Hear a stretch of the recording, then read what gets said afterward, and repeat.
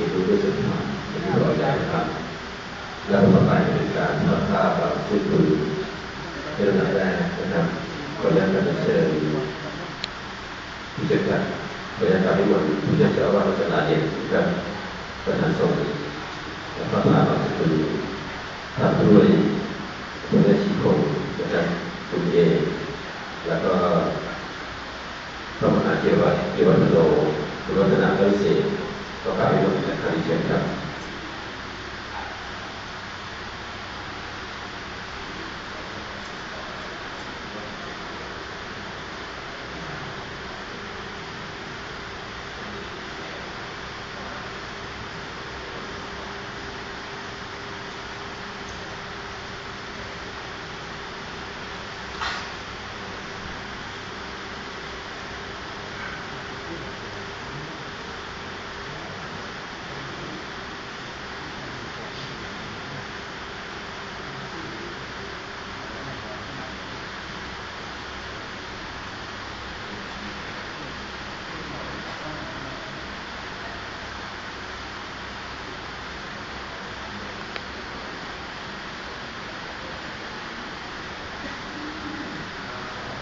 สังขารา